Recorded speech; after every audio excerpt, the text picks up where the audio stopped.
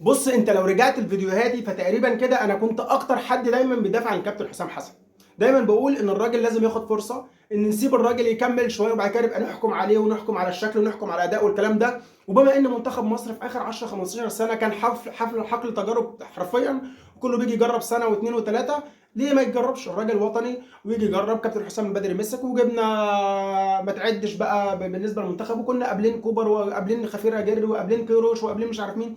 فنقبل كابتن حسام حسن، الراجل عنده روح، والراجل بيقف على الخط، والراجل بيحمس اللعيبه، والراجل بيخاف على تيشيرت المنتخب ولبس تيشيرت المنتخب، والراجل هداف المنتخب. كنت دايما بقول الكلام ده. ولكن بجد والله بقيت بتضايق قوي لما بلاقي الكابتن حسام حسن بيطلع باي تصريحات. فعلا تصريحات كابتن حسام حسن بتقلل من رصيده عندنا، احنا مش بتزود. انت طالع ترد على كل حاجه ومركز في كل حاجه، ودي مش وظيفتك. يعني الراجل مثلا لو حد انتقده بيطلع يرد عليه، من المحللين، فنان، حد كتب بوست، اي حاجه بيفضل شايلها لحد ما يطلع يرد عليها.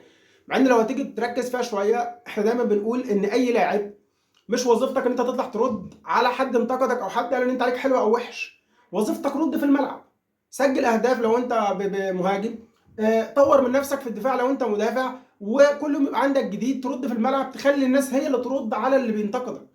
انت كمدرب وظيفتك ان انت تشتغل على ان انا كل يوم اشوف ايه اللي ناقص المنتخب واطوره واجيب لعيبه. انا معايا 150 نادي اجيب منهم اللي انا عايزه، معايا درجه اولى وثانيه وثالثه اجيب اللي انا عايزه. عيني هي اللي تخليني اشوف الناقص عندي مشكله في الهجوم، عندي مشكله في الدفاع، عندي مشكله في الباك ليفت، في الباك رايت، انا اللي اجيب وانا اللي اطور اللعيبه دي، وابدا ان انا اجرب واحد مره واثنين وادخله وسط المجموعه لحد ما اطلع لاعب للفكر اللي انا عايزه. بس دي وظيفتك كمدرب ان انت ترد عليها في الملعب. وظيفتك كمدرب ان انت تيجي لما انا حد يجي يقول ان الاداء وحش بتاع منتخب مصر، لا حد 10 يطلعوا يقولوا لا الاداء حلو والمنتخب بيكسب وبنعمل نتائج حلوه. فانت عملت كل حاجه، انت طالع بتقول اصل انا كسبت وصلت كاس العالم، وطبيعي ان انت توصل كاس عالم. معلش انا اسف، لما منتخب مصر مش هيوصل من وسط كل المنتخبات اللي رايحه كاس العالم دي في افريقيا، مين اللي هيوصل؟ اصل انا وصلت لافريقيا من غير اي هزيمه. انت ما قابلتش حد كتير تقيل، انت ما لعبتش مع السنغال علشان نقيس قوتك، انت ما لعبتش مع المغرب، انت ما لعبتش حتى تونس، انت ما لعبتش مع الجزائر، ما لعبتش مع بوركينا، ما لعبتش مع، يعني اسف مش مع بوركينا، ما لعبتش مع المنتخبات نيجيريا، المنتخبات اللي هي المفروض ان هي اسم تقيل في القاره، انت ما لعبتش مع الناس دي. لسه عايز تحكم على منتخب مصر؟ لسه هنشوفه بعد شهر، يبقى الرد بتاعك بعد شهر. حد انتقدك انت ليه ترد؟ ما هو كلها بتنتقد. كريستيانو رونالدو بينتقدوه، ليونيل ميسي بينتقدوه، بيب جوارديولا حاليا بينتقدوه، كارلو انشيلوتي في وقت ما كان بياخد دوري الابطال للريال وبيجيب كل حاجه للمرنجي كانوا بينتقدوه.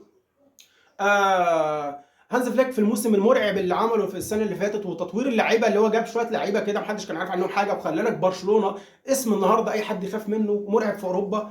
كلنا كنا بننتقد، وناس كده كانت بتنتقد على حته انت بتلعب على الاوفسايد لا ومش عارف ايه. فليه ما تنتقدش؟ ما كل ينتقد، ما اللي ينتقد ينتقد.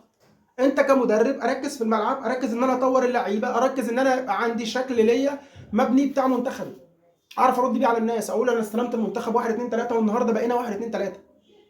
وبعدين بتقول ان انا ما عنديش محترفين وعندي 2 محترفين وربع، بتخش في صدمه تانية مع مصطفى محمد. طب ما احنا لسه ما خلصناش من الاولى.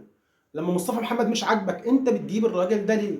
يعني انت بترفع سماعه التليفون وتنسق مع الراجل وتنسق مع النادي بتاعه علشان تجيبه، في الاخر تقول عليه محترفين وربع، ربع محترف. وبعدين بتقول لي اصل انا ما عنديش طب ما انت ما عندكش محترفين. بس انت عندك في خط الهجوم بس لوحده في محمود حسن تريزيجيه، في زيزو، في صلاح، في مرموش، في ابراهيم عادل، في لعيبه كتير قوي هقعد اعدلك من هنا لحد بكره.